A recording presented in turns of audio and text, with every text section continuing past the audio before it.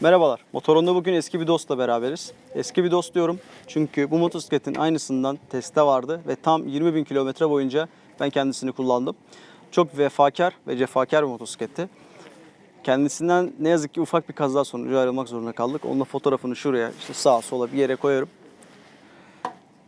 Motosikleti o kazadan sonra bile servise sürerek götürdük. Yani oldukça sağlam. Bu konuda da sağlamlığını ispatlamıştı.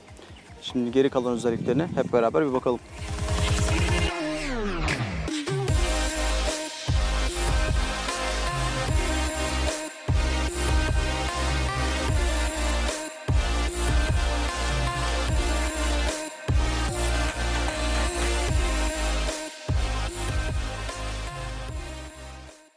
Şimdi öncelikle 16 beygirlik motorundan başlayacağız. 150 cc için oldukça güçlü bir motoru var.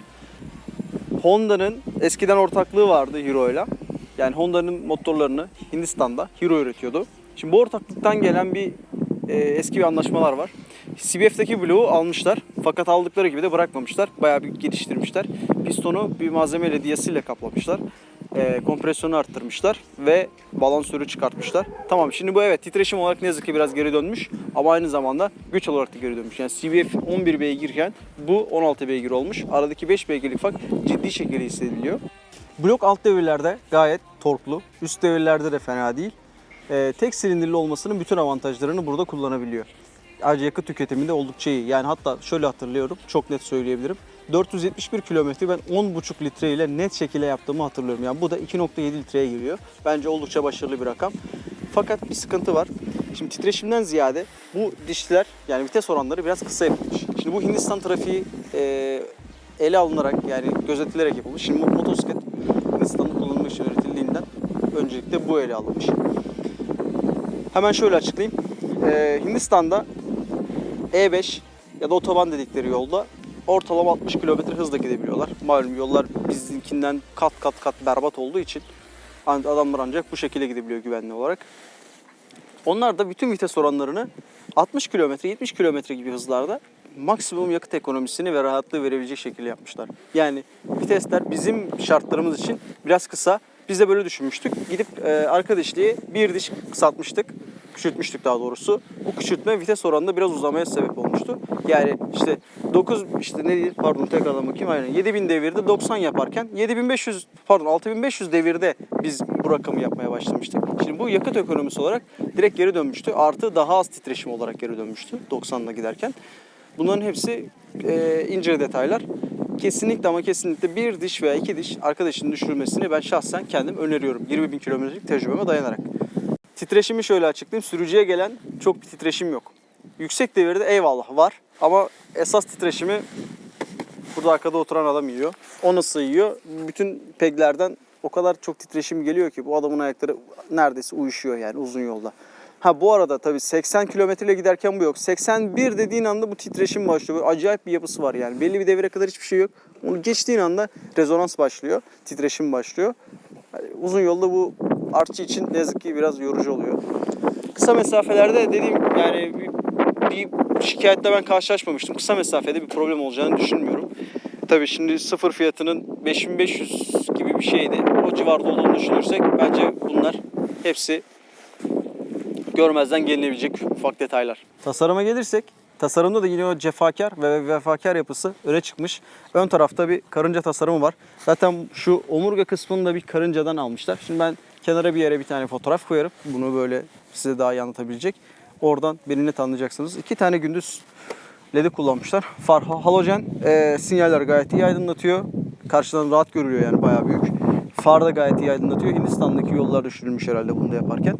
Aydınlatma gayet başarılı, oldukça iyi. Arkada da LED stop kullanılmış. Bu da arkadan baktığınızda sanki işte sıfır fiyatı 5500 lira olan bir komuter değil de daha üst sınıf bir motosiklet görmüşsünüz hissini uyandırıyor. Bu yönden oldukça iyi. Yan taraflarda da böyle motosikleti daha heybetli gösterecek böyle kanatçıklar kullanılmış. Bunlar da kullanımı gayet başarılı. Bunu beğendim. Sele alçak ve yumuşak. Şöyle yapıyorum. Detayda da şimdi koyarım. Görürsünüz. Oldukça iyi.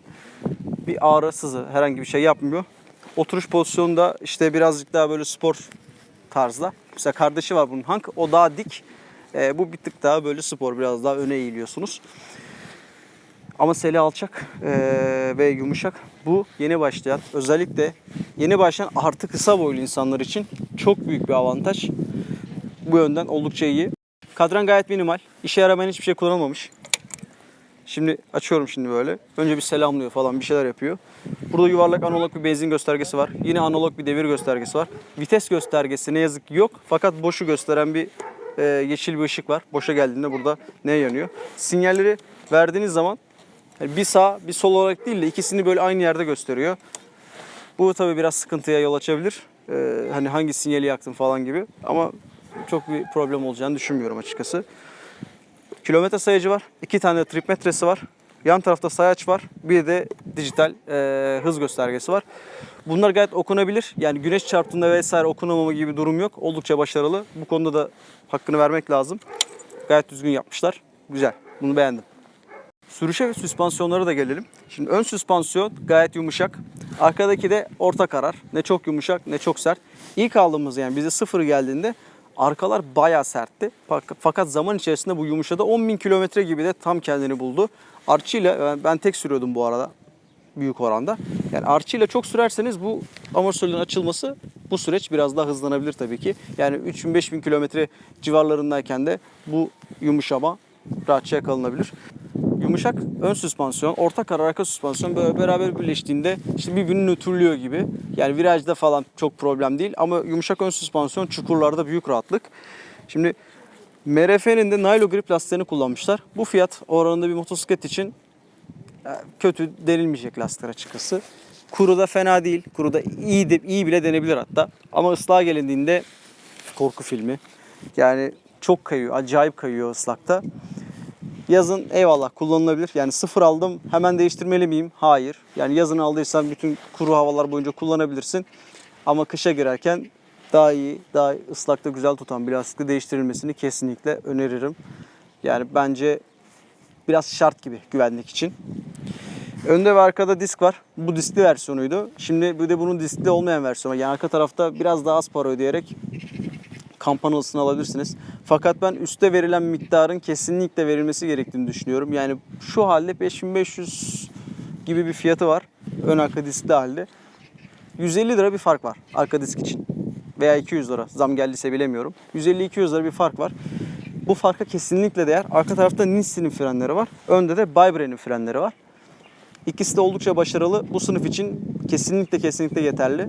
Gayet iyi bir durma gücüne sahip. ABS yok. Yani 5500 liraya tabii ABS olması biraz abes olurdu. ABS yok, durma gücü fena değil.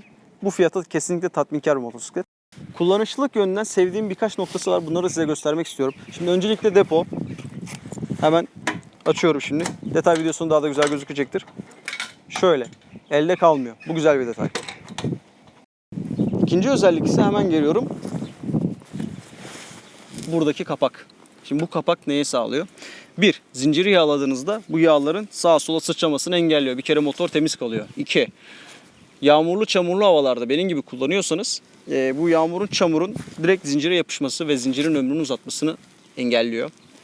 İki bu oldu. Üç, yağ daha temiz kaldığı için zincirin üstündeki yağlama aralığı daha uzun. Yani böylece motosiklette daha az uğraşıyorsunuz. Ayrıca temizlemesi daha kolay. Yani şimdi şurayı açtığınız zaman sadece siyahlaşmış, artık biraz ömrünü yitirmiş bir yağ var. Bunun temizlemesi kiri pası temizlemekten daha çabuk oluyor açıkçası. Bu yönden de oldukça başarılı. Ben bunu çok beğendim. Kötü de durmuyor yani. Gayet güzel yapmışlar. Gri falan parlak bir şey olsaydı daha kötü dururdu.